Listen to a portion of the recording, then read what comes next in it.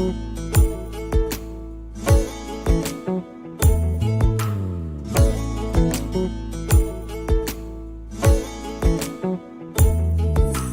সাদায় কালোয় বোনা শীতল পাটি,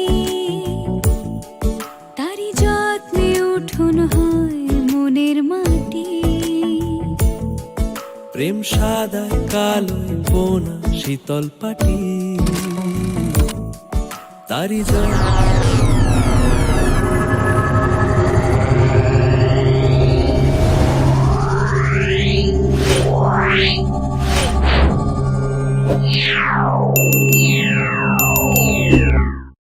ভালোবাসা ভালোবাসি শুধুই তাকে, ভালোবেসে ভালোবাসা বেঁধে যে রাখে। এটা আমার কথা না, কোনো একটা কবির কথা, আজ ইচ্ছে করলো তাই জানালাম। আমরা মেয়েরা যতটা ঘরণী তার চেয়েও বেশি ভালোবাসি এই সংসারকে, তাই আমরা মন দিয়ে সংসারের কাজগুলো করার চেষ্টা করি নিপুণ হাতে। তো আমার সাথে কারা কারা একমত অবশ্যই জানিও। তো দেখো, কথায় কথায় কিন্তু একটা ঘর পরিষ্কার করা হয়েই গেল। তারপরে চলে এসেছি নেক্সট বেডরুমে। তো এটা একটু মোছামুছি করবো, বুঝতেই পারছো টিনের ঘর না মুছলেই নয়। যতই রেগুলার মুছি কোথা থেকে এসে ধুলো পড়বেই, আর আমাকে সেটা ক্লিন করতে লেগেও পড়তে হবে। এই হচ্ছে আমাদের ঘরনের জীবন। সংসারে কোথায় কি হলো কি না হলো খুঁটিনাটি নজর দেওয়া, নজর রাখা, তাই তো।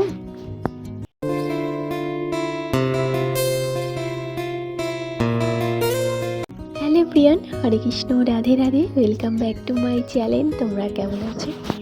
আশা করি তোমরা সকলে ভালোই আছো, আমিও ভীষণ ভালো আছি। আর আজ হচ্ছে বৃহস্পতিবার, এখন সময় সকাল 6টা। তো এই টাইম থেকে তোমাদেরকে সঙ্গে নিয়ে ব্লগটা স্টার্ট করছি। আই হোপ যে ব্লগটি ভালো লাগবে। তো বন্ধুরা, ছেলে মেয়ে স্কুল সকলে চলে গেছে, আর আমি লেগে পড়েছি সকাল সকাল জোর কদমে কাজে। সকালে স্কুল হয়ে একটা জিনিস যেন তো খুব ভালো হয়েছে, যে ক্লিনিংয়ের কাজগুলো সকাল সকাল করে নিতে পারছি, কারণ ছেলে মেয়ে সকাল সকাল ঘুম থেকে উঠে পড়ছে।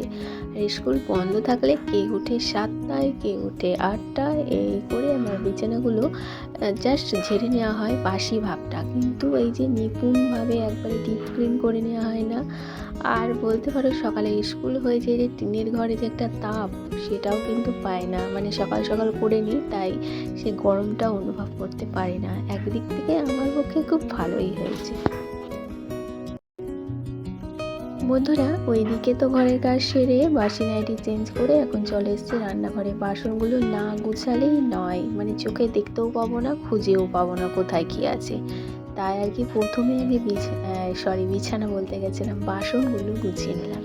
আর তারপরে হাজব্যান্ড নিয়ে এসছে এই যে মাছ। তো এই যে মাছটা ধুয়ে নিলাম ঘরের মধ্যেই, আজকে আর বাইরে যাইনি।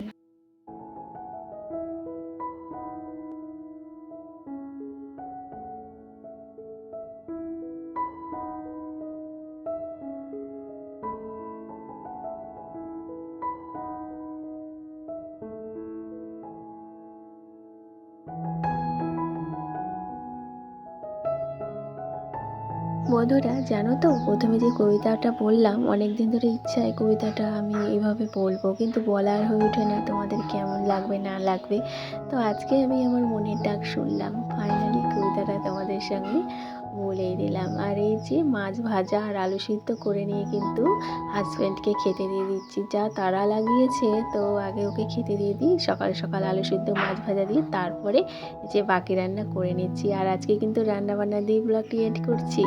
তো আমার ভিডিওর কোনো অংশ যদি ভালো লেগে থাকে অবশ্যই একটা লাইক করে দিয়ে দিও।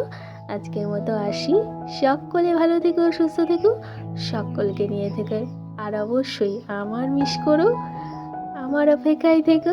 বাই।